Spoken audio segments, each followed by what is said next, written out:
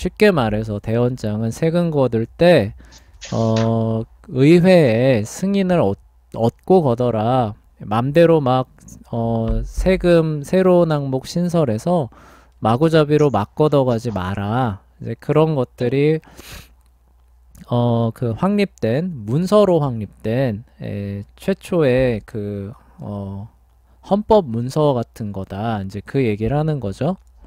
네. 그게 이제 그 뭐예요?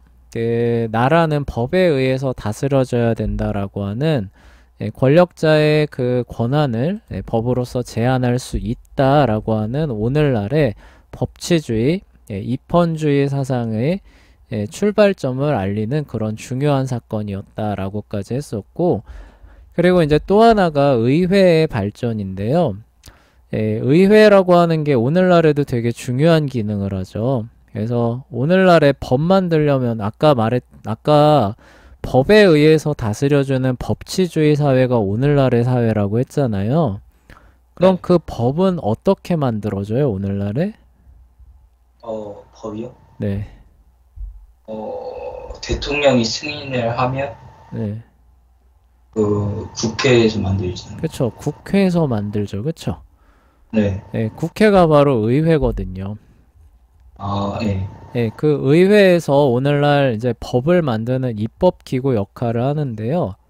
그 의회가 어느 날 갑자기 그냥 법을 만드는 입법기구 역할을 한 거는 아니고 원래 있었던 이런 기구들이 시간이 흐르면서 대원장도 생겨나고 이러 하다 보니까 그런 모습을 갖추게 된 거예요. 네, 네. 예, 그 국민을 대표하는 자국민을 대표하는 그런 기관으로서 목소리를 내서 입법기관으로서 이제 자리매김을 하게 되는, 그리고 거기서 만든 법을 가지고 나라를 다스리는 법치주의 국가가 이제 현대 그 국가인데, 그러한 이제 역할을 하게 되는 의회도 그래서 되게 중요한 거예요. 그렇죠? 그래서 법의 역사를 쭉 얘기를 하다 보면은 의회가 언제 이렇게 그 자리매김을 하게 됐느냐, 그런 부분들도 이제 중요하게 얘기를 하게 되는데, 마그나 카르타처럼 그 첫 걸음이 띄어졌다라고 평가할 수 있는 것도 요때쯤이에요. 아, 네. 그래서 영국사에서 요때가 굉장히 중요한 때입니다. 노르만 플랜테전의 왕조 때 요때 이제 그 일이 사실상 확립이 되게 돼요. 근데 그게 확립되는 그런 과정도 되게 참 아이러니한데요. 그게 뭐냐면은 이 존 왕 있죠. 우리가 저번 시간에 배웠던 존 왕, 실지 왕, 예, 땅 잃어버린 왕 네. 기억하시죠? 예, 이 왕이 어떻게 세상을 떠나냐면은 마그나 카르타로 이제 귀족들한테 한번 먹었잖아요. 그쵸? 한 대 맞았잖아요. 그래서 네. 이제 급하니까 일단 들어주겠다 이렇게 하고 이제 어디에다가 제소를 하냐면은 이제 교황에다가 제소를 합니다. 그래서 네. 교황한테 이제 여러 가지 명목으로 제소를 해요. 뭐 이건 뭐 강압에 의해서 이루어진 것이고 뭐 교황의 뭐 권리도 뭐 침해하고 있고 뭐 이렇게 해서 하면서 이거를 좀 취소해 주십시오 하고 이제 교황한테 SOS를 칩니다. 네. 교황이 그거를 승인을 해줘요.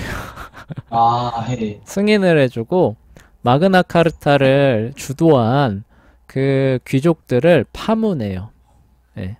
그러니까 아, 너는 이제 기독교인이 아니다라고 선언을 해버립니다. 예. 네. 그러니까 이제 뭐예요? 존왕이 그 사람들을 토벌할 수 있는 명분을 얻었죠. 그쵸? 그래서 네. 그 군대를 이끌고 가서 마그나 카르타를 주도한 그 사람들의 영지를 쑥대밭으로 만드는 일이 그 뒤에 있었어요. 그건 네. 이제 여러분들한테 지난 시간에 소개 안 했는데, 근데 그렇게 해서 끝나는 게 아니라 이 귀족들도 자기 그런 권리와 권한이 이런 식으로 무시되는 것을 받아들일 수가 없잖아요. 그래서 또 그렇게 네. 쑥대밭 되는 걸 보고 또 이 귀족들이 다시 한번 힘을 또 모읍니다. 여기도 나름 명분이 있잖아요. 그쵸? 우리가 마그나 카르타를 이렇게 해가지고 이렇게 하기로 했는데 그 합의와 약속을 어떻게 뭐 왕이 깬 거잖아요. 그쵸? 교황을 끌어들여서. 네. 그래서 이제 이 귀족들도 이제 또 힘을 모아가지고 존 왕에 대해서 반란을 일으킵니다. 예, 네. 그래서 마그나 카르타로 인해서 다시 한번 그 내전이 발생했던 거예요. 네. 그리고 이 싸움에서 이제 한창 공방전이 주고받고 있는데 이 존 왕이 병에 걸려서 세상을 떠나요. 네. 예, 근데 이게 뭐 얘기로는 뭐 어떤 사람은 그냥 전염병에 의해서 저기 그 세상을 떠난 거다 이렇게 말하는 사람이 있고, 워낙 갑작스럽게 세상을 떠나다 보니까 뭐 이렇게 독살된 거 아니냐, 혹은 뭘 이렇게 먹고 급체로 네. 예, 급체로 죽은 거 아니냐, 뭐 이런 얘기가 나와요. 뭐 하여간 다양한 얘기가 나오는데, 예, 결론적으로는 뭐냐면은 한창 싸우고 있는데 갑자기 죽은 건 맞아요. 아, 예, 예. 그렇게 해서 내전이 열심히 막 일어나고 있는데 갑자기 세상 떠나버린 겁니다. 네.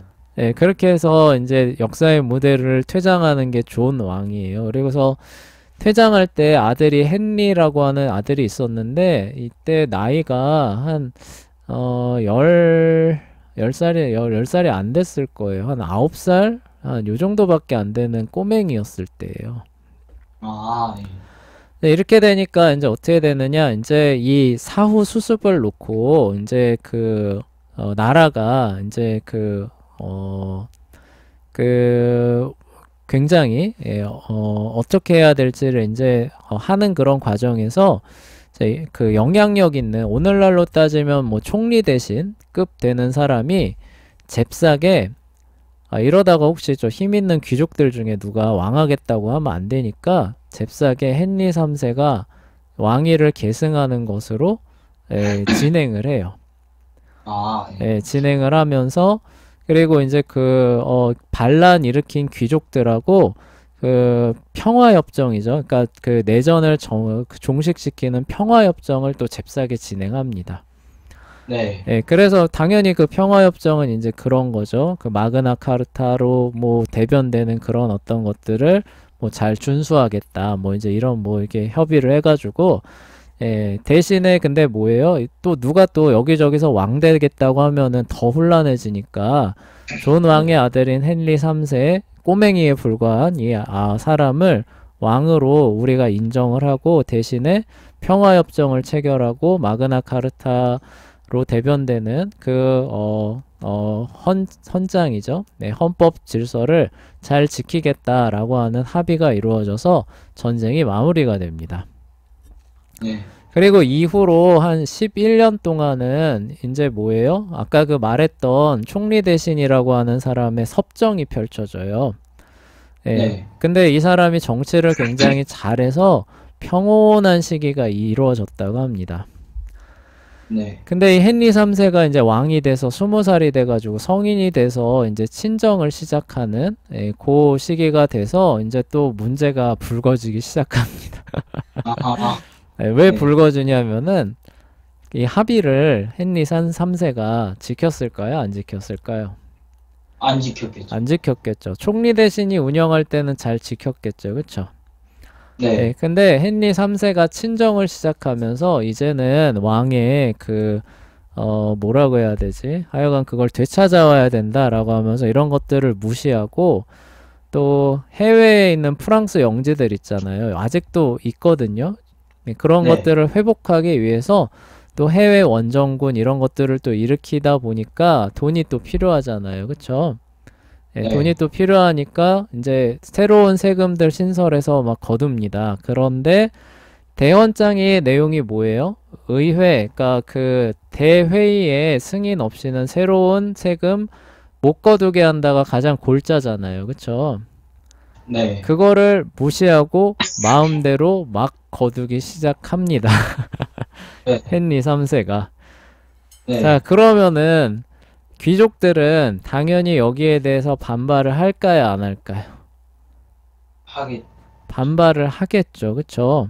예, 반발을 하고, 이런 것들을 지켜달라라고 요구를 하고, 그리고 이제 기존에 무시하는 그런 것들을, 방지하기 위한 또 그 방책들을 담은 다른 어떤 요구사항들도 계속하면서 이제 대립을, 갈등을 이어가는 그런 상황 가운데 있었어요. 네. 그러다가 이제 어떤 사람이 이제 반란을 일으켰는데 거기에 여기 이 헨리 3세의 그 사위일 거예요. 사위가 적극적으로 가세하면서 이게 다시 한 번의 내전으로 발발하게 돼요. 아, 다시 한 번의 내전으로 발발하게 되고 여기서 헨리 3세하고 에드워드 2세가 포로로 아마 잡혔을 거예요. 네. 예, 에드워드 1세가 그러니까 아들이거든요. 에드워드 1세가 헨리 3세가 포로가 아니라 에드워드 1세가 포로로 잡혔나? 하여간 그 반란을 일으킨 그 사위가 승리하는 건 분명해요. 예, 네. 이 사위가 이제 승리를 합니다. 그러니까 승리하니까 당연히 어때요? 귀족의 목소리를 대변하겠죠. 그쵸? 그래서 대원장을 잘 준수하고 마음대로 막 권력을 휘두르는 것이 아니라 이젠 뭐예요? 모든 그런 어떤 영국민들의 유지를 잘 모으고 받들어서, 그러니까 세금 같은 거 할 때도, 그리고 뭐 어떤 대회 원정 같은 거 할 때도 그런 사람들의 의견을 최대한 반영을 해서 통치를 하겠다라고 이제 이 사람이 이제 선언을 하고 사람들을 한 군데로 모으기 시작합니다. 그게 네. 바로 의회라고 하는 기구의 출발점이 돼요. 네. 네, 그래서 의회라고 하는 기구가 처음으로 설립되어 운영되게 되는 계기가 바로 이거예요. 그래서 윌리엄 왕이 운영한 대회의와 기능이 거의 비슷하기는 합니다. 그래서 대회의가 세금을 신설하는 것에 승인을 해주고 이런 거잖아요. 똑같은 건데, 다른 점이 있다면, 역사적인 측면에서 의의가 있다면 뭐냐? 평민까지도 여기에 참여해서 목소리를 냈다라고 하는 점이 달랐다는 거예요. 그러니까 네. 대회의는 그동안은 누구만 참가했어요? 영주들, 기사들만 참가해서 목소리를 내는 거죠. 네. 예, 그래서 그들이 나 세금 못 내겠다라고 하면은 새로운 세금이 신설이 안 되는 건데, 근데 세금은 기사들이 내나요? 아니요. 세금을 궁극적으로 낸다라고 하게 되면 누구 호주머니에서 나가는 거예요? 그 평민들, 그 농노들 수중에서 나가는 거잖아요. 그쵸? 그렇죠. 예, 근데 그들의 목소리는 그 전까진 반영이 안 됐던 거죠. 왜냐면은 뭐 신분질서상으로 따지면은 뭐 당연한 거니까. 예, 그런데 이제 실권을 잡은 헨리 3세의 사위죠. 예, 사위가 사위였나 처남이었나 좀 헷갈리는데 선생님이 네. 워낙 볼 게 많아서 이런 세부적인 거는 약간 좀 헷갈립니다. 하여간 가까운 친척이에요.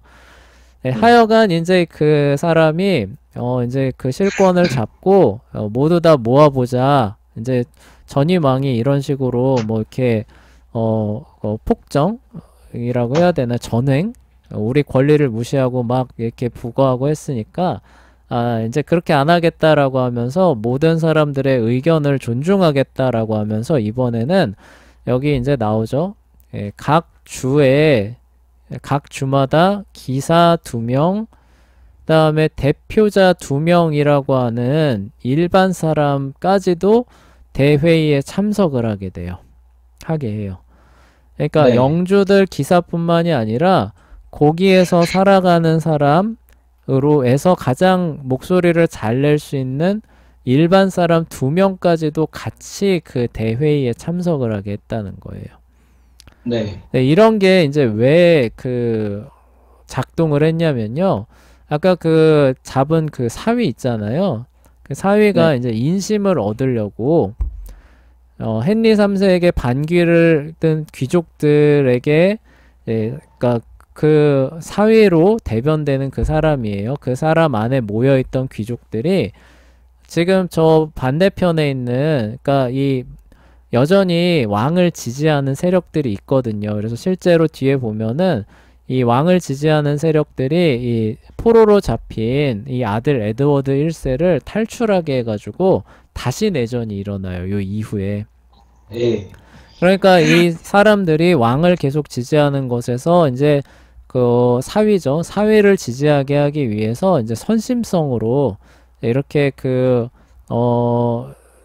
일을 이제 이렇게 선심성이라고 해야 되나 하여간 이렇게 네. 일을 하여간 그들의 이렇게 환심을 살 수 있는 그런 정책들을 이렇게 추진을 하면서 이렇게 대표자 2명을 참석하게 하는데 이게 바로 역사적인 의미가 여기서 아이러니하게 발생이 됐다는 거죠.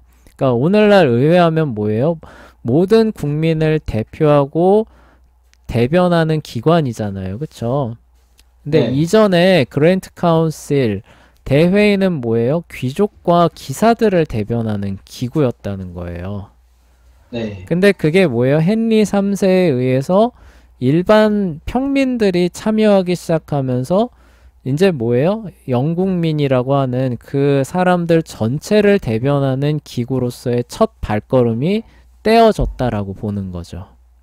네. 예, 여기에서 시작해서 이제 시간이 가면 어떻게 되는 거예요? 일반 영국민들 전체를 대변하는 기구로서 의회가 실제로 자리를 잡게 됩니다. 근데 그게 처음 시작된 게 요때 요런 과정을 통해서 이루어졌다는 거예요. 그러니까 네. 반란 일으킨 세력들이 왕편에 서지 마라 라고 환심을 사기 위해서 목소리 다 들어줄 테니까 평민들까지도 와라 이렇게 해서 대회의에 원래 귀족만 참석하던 대회의에 평민이 참여하게 됐는데 그게 아이러니하게도 모든 국민을 대변하는 입법기구로서 의회가 출발하는 계기가 됐다는 거죠. 네. 예, 그러니까 쉽게 말해 반역자들이 네. 살아남기 위해서 네. 예, 시행했던 정책 중에 하나가 예, 오늘날 우리가 살아가는 의회를 탄생시킨 계기가 됐다라는 참 아이러니한 예, 그런 참 재밌는 예, 그런 현상이 되는 거예요. 네. 예, 그렇게 이제 얘기를 하고 의회라고 부르게 되는데 의회라고 부른 이유가 프랑스어로 파를러가 말하다, 고백하다라는 뜻이래요. 그러니까 이건 네. 뭐냐면은 자기 의견을 말하러 그 자리에 간다라는 그런 뜻이에요. 그러니까 할 말 있는 사람 다 모여라, 다 들어주겠다 이런 거거든요. 네. 예, 그레이트 카운실 조언하는 거잖아요. 위대한 사람한테 왕한테 제가 조언해 드리겠습니다. 이런 건데 이제는 뭐예요? 아무나 다 그쵸? 예, 할 말 있는 사람 다 와라 해서 예, 국민을 대변한 그런 목소리가 정부에 반영될 수 있게 하겠다. 예, 그런 예, 출발점이 이렇게 됐다고 이제 얘기를 하는 거예요. 네. 자, 이렇게 이제 출발을 하게 되고요. 아들인 에드워드 1세 때 이제 안정적이고 체계적으로 예, 의회가 운영이 되게 되는데요. 그랬던 이유가 뭐냐면 에드워드가 해외 원정을 많이 나가요. 그래서 왜 그런지는 이제 얘기를 할 거예요. 해외 원정을 많이 나가다 보니까 이제 재원이 많이 필요합니다. 네, 재원이 많이 필요한데 요때쯤 돼서는 이제 대헌장이라고 하는 그 원칙이 어느 정도는 이제 보편 타당한 것으로 받아들여지고 있는 그런 상황이었어요. 그래서 네. 에드워드가 오히려 그거를 거스르고 무시하기보다는 적극적으로 활용을 해요. 그래서 그 해외 원정이나 뭐 이런 어떤 그런 것들이 필요할 때 계속 의회를 소집하는 겁니다. 의회 소집해서 이러이러 저러저러 하니까 세금 이런 거 부과할 테니까 승인 해달라 이렇게 하면서 굉장히 많이 소집해요. 네. 예, 그래서 사실상 하나의 그런 어떤 그 상설이라고까진 그런데 하여간 굉장히 체계적인 그런 기구로서 그 의회가 자리를 잡게 돼요. 그게 이제 요 헨리 3세 아들 에드워드 1세 때 있었던 일이고요. 자, 그래서 의회가 했었던 중요한 내용은 처음에는 법을 만드는 게 아니에요. 법을 만드는 게 아니라 왕이 세로 세금을 부과하려고 할 때 세로 세금을 왜 부과해요? 아까 얘기했던 것처럼 군대 일으키려면 재원이 많이 필요하잖아요. 그쵸? 예, 그래서 네. 기존에 거두는 걸로는 감당이 안 되기 때문에 더 걷어야 되는 거예요. 네. 예, 그러니까 군대 일으키려면 항상 더 걷어야 되는데 더 거두려면은 새로운 세금이잖아요. 그쵸? 그러면은 네. 이제 항상 뭘 요구하느냐? 마그나 카르타에 의해서 의회에 승인과 동의가 있어야 됩니다. 이제 이렇게 얘기를 하게 되니까 에드워드가 이제 어떤 그 일이 이제 있을 때는 항상 그래서 의회를 소집을 해가지고 저러 하니까 이거에 해당하는 재정이 이만큼 필요하니까 세금 이만큼 부과할 테니까 승인해달라 이런 식으로 계속 요청하고 그게 받아들여지고 이게 계속 반복되고 있었던 거죠. 그래서 새로 부과하려는 세금은 의회의 동의가 있어야 거둘 수 있다는 관습이 법으로 굳어졌기 때문이에요. 그리고 이거는 이제 대헌장 이래라고 쓰기는 했는데 원래 대헌장 이전에도 그 귀족들이 그러니까 뭐라고 해야 되죠? 귀족들이 자신들이 마땅히 갖고 있는 어떤 권리와 권한이다라고 인식은 하고 있었어요. 예. 네. 근데 그게 대헌장 이후에 문서화된 거죠, 완전히. 네. 예, 헌법화된 것이고, 그리고 이제 헨리 3세, 에드워드 1세 때까지 내려오면은 이제 쉽게 무시하기 어려운. 그러니까 예를 들어서 우리가 헌법 막 무시할 수 있어요, 없어요? 없죠. 예, 그런 것과 같은 지위로 어느 정도 자리를 잡는 것이고 그렇기 때문에 에드워드 1세도 이제 이런 것들을 오히려 더 활용하는 이런 쪽으로 가는 거예요. 네, 그래서 이제 그 새로 부과하려는 이제 세금이 있으면은 의회에다가 상황이 저러 하니까 요런 항목들로 저러하게 더 걷어야 되겠다라고 얘기를 하는 거죠. 자, 그럼 의회에 모인 이런 대표들이에요. 그 귀족 평민 대표들이 이제 막 얘기를 하겠죠. 그쵸? 네. 그래서 가합니다, 불가합니다, 먼저 이렇게 할 텐데, 네, 왕이 상황이 이러저러해서 군사 일으키려고 하는데 불가합니다. 이렇게 쉽게 말하기 쉬울까요? 어려울까요?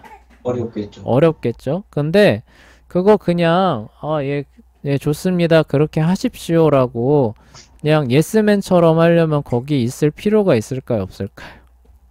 없겠죠. 그래서 여기서 절묘한 거래가 네. 네, 어떤 거래가 일어나느냐? 왕이시여 이제 사정이 그러하니 우리가 그렇게 하게 해드리겠습니다로 주로 얘기를 하게 되는데 그냥 들어드리는 게 아니라 뭐라는 거예요? 네, 그냥 들어드리는 게 아니라 그동안 저희들에게 필요했었던 것들이 요러저러 저러한 게 있는데 이거를 좀 들어주시기 바랍니다. 이런 식으로. 조건을 제시를 하는 네, 조건 제시를 하는 거예요. 네. 그럼 이게 조건 마트레이드가 되는 거죠. 그러니까 그 세금을 신설을 해주면은 뭐예요? 그동안 이 뭐 영주들이나 백성들, 기사들이 원하는 것들을 왕이 법으로서 만들어줘야 되는 거예요. 그쵸? 그러면은 새로운 세금이 신설되고 그 군대를 일으키는 데 필요한 재정을 충당할 수 있는 거예요. 네. 예, 근데 여기에서 그 조건, 왕이시여, 제가 마땅히 들어드려야 마땅하지요. 그런데 저희들이 그동안 살면서 이러이러한 부분들이 있는데 이러한 부분들을 조금 살펴주시기를 바라나이다. 이렇게 했는데 왕이 안 돼. 그건 안 돼. 이렇게 하면은 이제 의회는 어떻게 해요? 왕이시여, 안타깝지만 들어드리려고 했었던 이번 세금은 없는 거로 하겠나이다. 없었던 일로 하겠나이다. 이렇게 되는 거죠. 그쵸? 네. 예, 그래서 이제 이렇게 왕과 의회가 서로가 원하는 바를 종종 맞교환하게 돼요. 그러니까 뭐예요? 재정적 필요를 가지고 이제 나라가 어떻게 운영되는가에 대한 조건들을 상정을 해서 그거를 맞트레이드하게 되는 요런 형태가 처음에 의회 안에서 일어났던 거예요. 예. 네, 의회가 원하는 법을 그냥 땅땅땅 만드는 게 아니라 뭐예요? 우리가 돈줄은 갖고 있으니까 네. 저쪽에서 군대 일으키려면 돈줄인 우리한테 손을 내밀어야 되잖아요. 그쵸? 그러면 네. 뭐예요? 우리가 원하는 조건들을 제시를 해서 그 법을 상대방이 만들어줄 수 있게끔 거래를 하는 장소가 의회가 됐던 거예요. 네. 처음에는 그렇게 출발을 합니다. 근데 시간이 가면서 아예 그런 어떤 그 자체적으로 법을 만들어서 가결하는 기구로까지 이제 발전을 하게 되는 거죠. 그러니까 처음에는 입법권이 의회에 있었던 게 아니라 왕과 법률 거래를 했던 장소예요. 네, 무슨 얘기인지 알겠죠? 그쵸? 필요한 법, 권리, 권한들을 그 세금을, 그쵸? 새로운 세금을 신설하는 부분을 놓고 왕과 거래를 하던 장소가 저기 그 의회였던 거예요.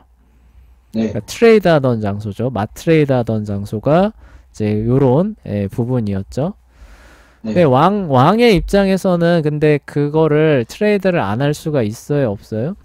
없죠. 없겠죠, 그쵸? 예를 들어서 우리나라 5천만 인구가 먹고 사는데 해외 무역 안 할 수 있어요, 없어요? 안 할 수가 없죠. 그런 것처럼 왕은 맨날 전쟁, 내정, 외교 이런 걸로 뭉텅이 돈을 써야 될 일이 끊이지가 않는데 기존에 들어오는 걸로만 한다. 그러면 뭐예요? 군대 일으킬 수 있어요, 없어요? 없죠. 없겠죠. 그러니까 네. 항상 이렇게 세금을 부과해서 비용을 충당하려는 일은 매번 있는 거예요, 왕에게. 그럼 의회는 뭐예요? 그동안에 우리가 다음번에 왕이 또 전쟁이나 이런 것 때문에 저 이러이러한 세금 신설하려고 분명히 우리한테 의회 소집할 거다. 그러면 이제 그 대표자들은 뭐예요? 이제 준비하고 있는 거죠. 그쵸? 그래서 의회 소집되면 이제 그 귀족들하고 사람들하고 말하는 거예요. 야, 그동안 네. 우리한테 가장 필요한 것들이 이러저러저러한 거 아니었냐 하면서 그들끼리 논의하는 거예요. 그래서 네. 이번에 그 왕이 요구하면은 요런 조건을 좀 거는 게 어떠냐라고 해서 합의가 이루어지면은 이제 왕이 이러저러저러해서 이게 새로운 세목이 필요한데 이걸 요만큼 거두려고 하는데 이런 걸 승인 해줘야겠다. 이제 이렇게 하면 어떻게 하는 거예요? 왕이시여, 예, 맞습니다. 당연히 들어드려야 되겠지요. 하지만, 그쵸? 근데 우리의 이러이러한 사정도 좀 살펴주시기 바라옵나이다. 하면서, 그쵸? 조건을 거기 딱 거는 거죠. 그쵸? 예, 네. 그래서 그렇게 마트레이드가 종종 일어났던 그 시기가 바로 에드워드 1세 때라는 거예요. 그러면서 의회가 사실상의 입법 기구로서 그 한 발을 이렇게 또 딛는 거예요. 네. 직접 법을 만들지는 않지만 왕과 거래하면서 원하는 법률과 법안들을 계속 만들어지게 하는 역할들을 감당하기 시작했다는 거죠. 네. 그 이전에는 이런 권한이나 힘이 있었을까요? 없었을까요? 대원장 이전에는 없었겠죠. 없죠. 그냥 뭐예요? 이전에는 어드바이스 하는 거예요. 그쵸? 네. 왕이시여 이러저러저러하게 했으면 좋겠나이다 하는데 왕은 뭐예요? 자기 마음대로 하고 예. 그래 알았다. 싶어요. 이렇게 되는 게 그거였죠. 그쵸? 네. 그런데 이제는 뭐예요? 네. 왕이시여 이러하옵나이다 하면은 그래 알았다 하면서 물리치면은 근데 그러면은 요번에 새로 부과될 세금이 부과가 안 될 것 같사옵나이다. 이렇게. 그래, 알았어. 들어줄게. 이게 필요하다고? 그래, 요거 해주면 되겠지? 이러면, 예, 맞사옵나이다. 폐하. 네. 예, 꼭 요번 원정에 꼭 승리하소서. 예, 극화하는 거지만 그런 식이 되는 거예요. 이렇게 해서 왕과 거래를 하면서 그 전체 국민들이 원하는 법안들을 만들어 나가는 입법 기구로서 한 발을 또 뛰게 되는 거예요.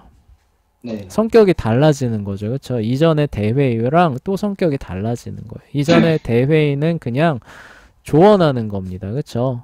계속 조언하고 무시되면 어쩔 수 없고 뭐 이런 거였는데 대원장 이후로는 새로운 그 세목을 그 신설에 부과하는 것에 의해서 의회의 승인을 반드시 받아야 된다. 이전에도 있었던 권한이라고 생각하긴 했는데 이제 그게 이제 그 성문화되지는 않았던 거죠. 이런 법률 문서로 문서화되지는 않았던 거고 공식화 제도화되지는 않았기 때문에 종종 무시하고 그냥 그래도 할 말 없는 요런 거였는데 이제는 대원장이라고 하는 것 이후에 이제 내전도 한번 거쳤고 그리고 이제 힘이 조금 생기다 보니까 이런 식으로 왕과 거래를 할 수 있는 그런 기반이 생겨나고 그 거래를 통해서 법률을 일반 백성들이 원하는 대로 만들어 갈 수 있는 길이 열렸던 것이고 그리고 또 하나는 뭐냐면 귀족들만의 그런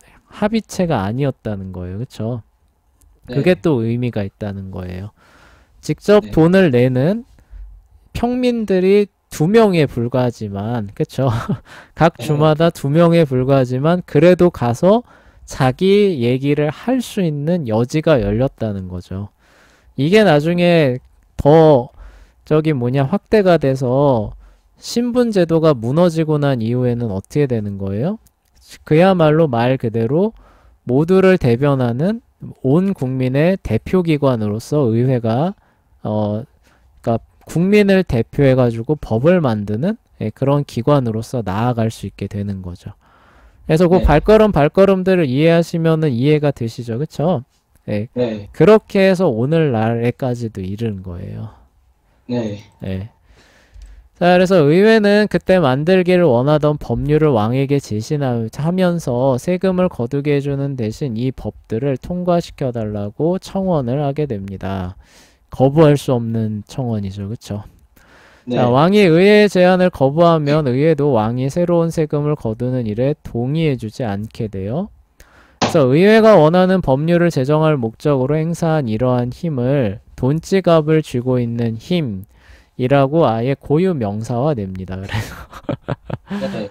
the power of the purse, 돈지갑의 힘이라는 거죠. 그쵸? 예. 네. 이것을 활용을 해서 국회가 입법기관으로 올라서게 되는 거예요. 네. 예, 이런 식으로 발전한 영국의 의회 제도가 오늘날 미국 등의 나라에서 운영하고 있는 근대 의회 제도의 기틀, 첫 출발점이에요. 그쵸? 첫 네. 출발점. 국민을 대변해서, 그쵸? 네. 법안을, 만들어내는. 그런데 그 나라는 또 법치주의예요. 그쵸? 예, 네. 이런 출발점들이 이렇게 해서 서구권에서 형성이 돼가지고, 이제 뭐예요? 이렇게 그 근대 세계에 미국을 거쳐서 오늘날 우리나라에까지 들어오게 되는 거죠.